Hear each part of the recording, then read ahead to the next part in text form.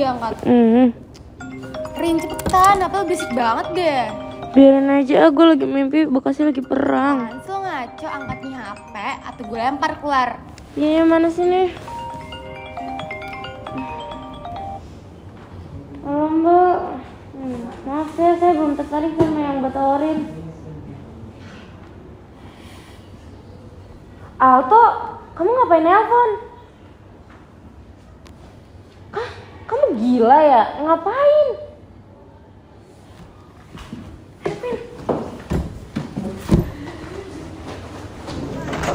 Kenapa sih kelihatan panik banget deh? Gimana nggak panik coba? Si Alto ada di depan Semansa. Alto yang di Banda itu, yang temen sama lo sejak SMP. Ah, Kok bisa di sini deh? Berisik Alvin, udah lari aja.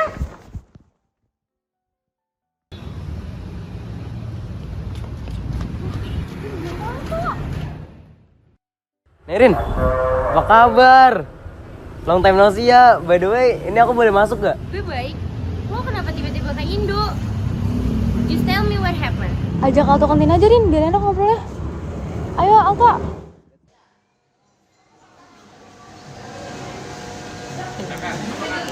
Gimana? Kasih. Lo ke Indo kenapa nggak ngabarin? Kalau kenapa-napa gimana? Apa? Seru. Oh, kenapa sih? Bahasa Indonesia lo lancar banget deh. Ya kan aku kan temen sama Nerin udah 3 tahun ya. Jadi ya lumayan ngerti juga. Ngomong-ngomong aku di Indonesia udah 4 hari. 4 hari? 4 hari? Lo beneran gila ternyata. Lo nggak kenapa-napa kan? As you can see, aku gak kenapa-napa kok. Sebenarnya aku udah penasaran banget sama Bekasi. Kemarin sempet keliling-keliling juga. Ternyata bener banget, Bekasi tempatnya cantik dan rame banget ternyata. Iya, Bekasi tuh emang cantik banget. Terus jalannya juga seru. Salah satunya tuh ada Ana de Farader, ya itu. Oh iya, yang kejadiannya 1947. Mau denger gak ceritanya? Mau banget.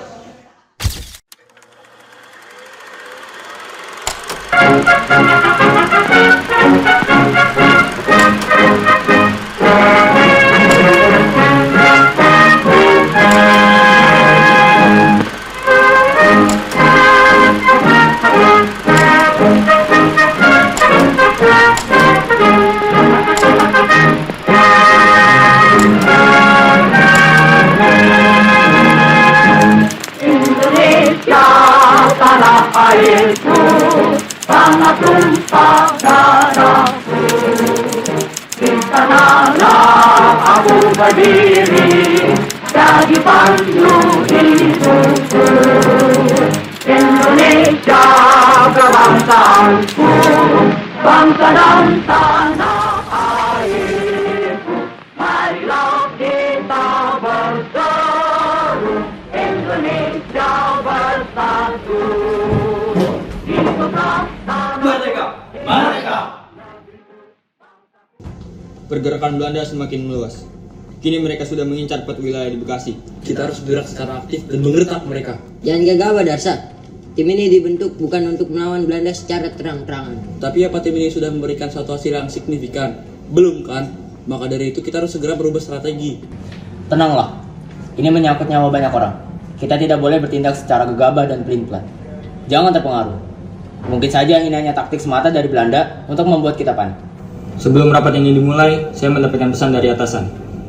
Beliau ingin memberikan suatu dokumen. Apakah sudah dipastikan bahwa itu dari atasan? Beliau menggunakan kode yang kita buat sendiri sebagai bahasa untuk komunikasi. Dokumen seperti apa yang beliau ingin berikan? Persekutuan Belanda dan seluruh rencana Belanda terhadap wilayah di Bekasi. Mereka ingin bertemu di balai desa. Waspadalah, Belanda mungkin saja sudah menyadari bahwa adanya kebocoran informasi. Kau tidak akan pergi sendiri kan? Dokumen itu sangat berguna untuk rencana kita selanjutnya. Kita semua tahu itu sangat berisiko. Esok hari jam 2 siang di balai desa, Guntur dan Nestu ikut saya. Jam 2 siang, apakah itu tidak terlalu mencolok? Apa yang beliau rencanakan? Justru pada saat itu yang membuat kita terlihat seperti masyarakat biasa.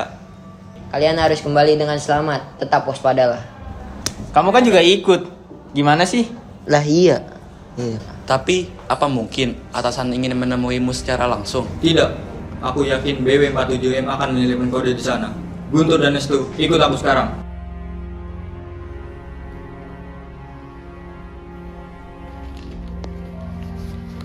adalah dana dari balai desa.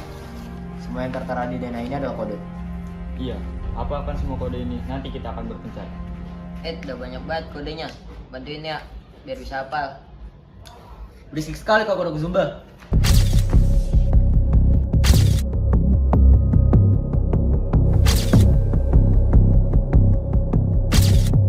Kita sudah sampai.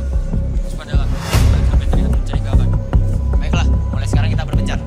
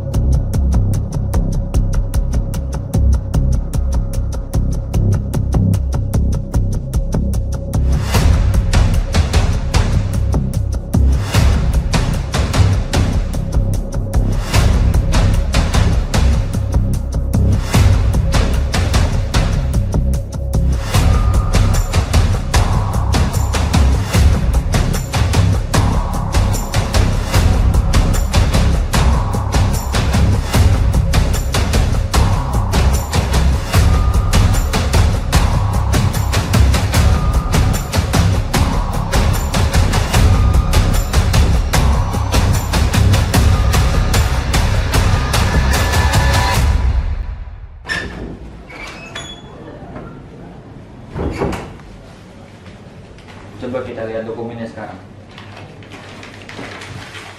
Lihatlah, pada 13 September nanti, Belanda akan menyerang 3 wilayah sekaligus. Sepertinya kita perlu meminta atasan untuk mengarahkan tim lebih banyak. Ya, aku akan menghubungi atasan sekarang.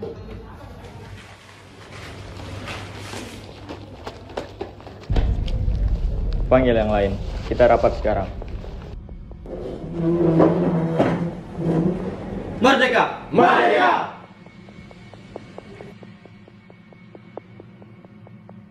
Apakah pengambilan dokumen berjalan lancar? Iya, syukurlah. Tapi, apakah tidak terasa janggal? Sudahlah, Belanda terlalu fokus untuk mengambil keuntungan dari wilayah kita tanpa menyadari pergerakan musuh. Bagaimana isi dokumennya? 13 September nanti, Belanda akan menyerang 3 wilayah sekaligus. Kita harus segera mengerahkan pasukan lain untuk bersiap. Bagaimana jika kita mengerahkan pasukan G6, Y7, dan J3 untuk 3 wilayah tersebut? Tapi bukankah pasukan Y7 beberapa anggotanya masih amatir? Walaupun beberapa anggotanya amatir, tapi ketua pasukannya 7 dapat diandalkan. Evan Dewanda bukan ketuanya. Belanda ingin menyerang wilayah mana saja pada saat tanggal 13 nanti. Rawa Gede, Karawang, dan wilayah selatan. Bukankah G6 lebih cocok berada di wilayah Karawang? Bagaimana Dinata? Bila kau setuju, aku akan menghubungi mereka untuk bersiap. Baiklah, kau bisa menghubungi mereka sekarang.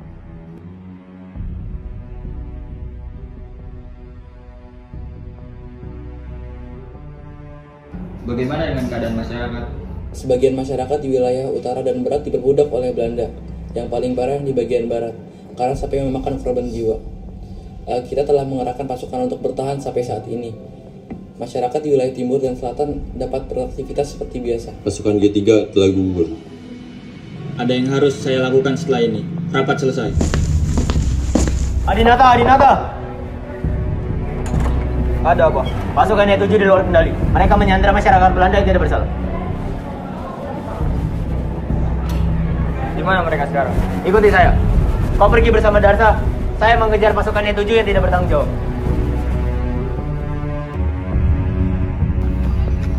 Itu mereka. Ayo cepat.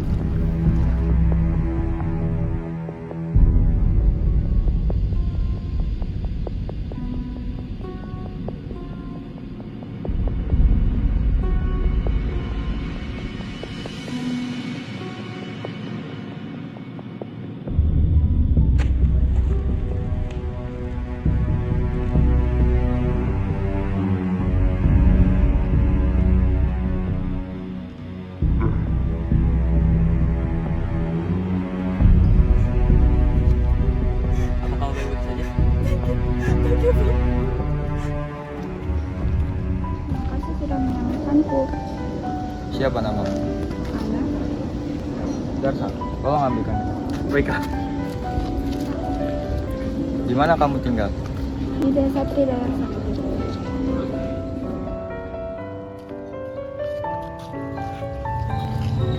Pakailah jaket ini. Cuaca semakin dingin.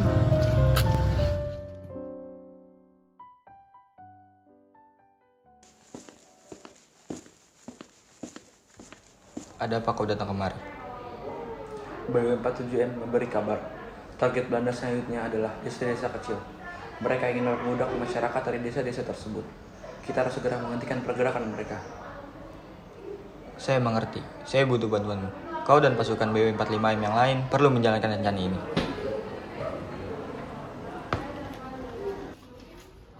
Apa kau yang membuat rencana ini? Apa kau gila? Tak ada waktu lagi. Tolong siapkan dalam waktu 3 hari. Aku akan pergi ke suatu tempat sekarang. Baiklah.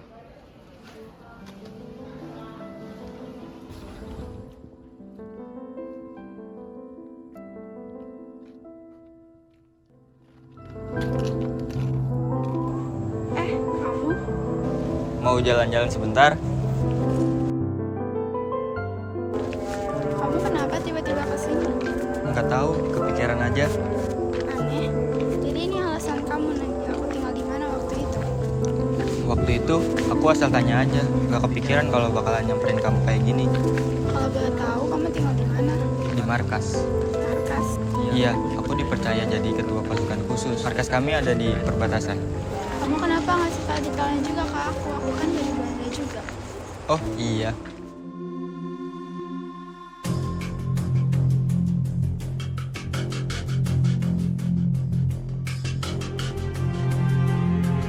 Stop!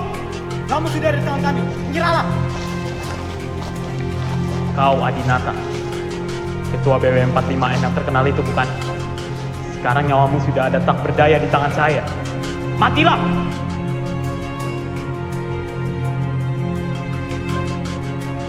Sekarang!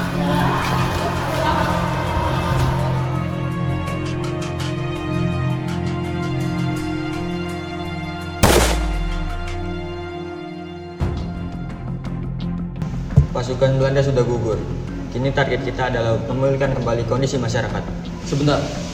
BM47M kemarin menghubungiku. Atasan ingin kita melakukan sesuatu. Kok firasat aku nggak enak ya? Ada apa? Apa yang atasan minta? Membunuh semua orang yang asalnya dari Belanda. Untuk apa membunuh mereka yang tidak bersalah?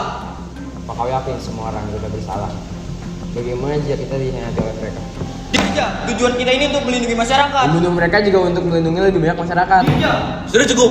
Adinata, mengapa kau menjadi tidak tenang seperti ini? Atasan ingin kita membunuh semua orang Belanda yang masuk bertindakan juga pasti bukan tanpa sebab. Kita harus berpikir rasional. Hal yang diminta atasan pun masuk akal. Kita sudah dikhianati berkali-kali karena terlalu naif. Kita lakukan saja apa yang diminta. Ini semua pasti demi kebaikan. Sebenarnya ini demi kebaikan siapa?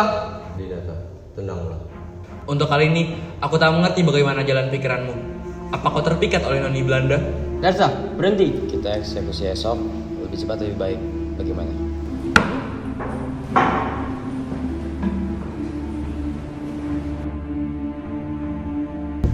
Mereka hanya tersisa 9 orang. Adinata, dari awal kaulah yang memimpin pasukan ini. Dan kaulah yang harus membunuh mereka.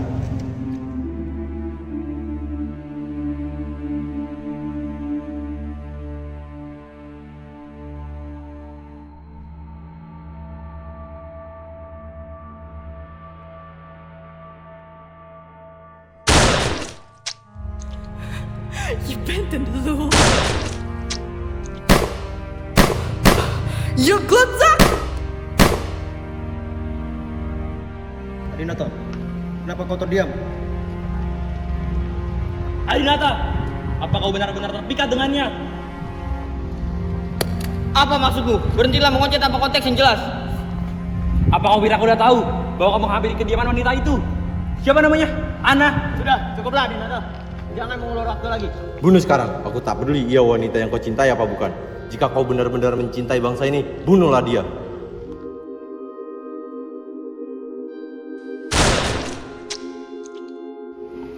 Biar aku yang menemaninya. Dia harus tenang dulu.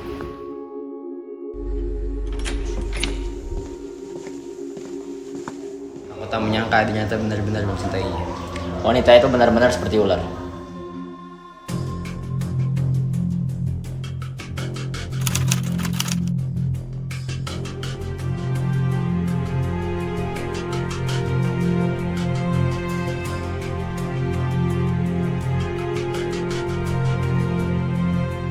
Keren kan ceritanya? Gila, aku udah sedih banget pas Ana dibunuh. Ternyata dia jahat. Gue suka banget sih sama cerita itu. Kacau, Adinata sama teman-temannya keren banget. Gue paling suka sama Adinata sih. Cintanya Adinata ke Indonesia sih bukan kaleng-kaleng. Kota Bekasi, kota patriot.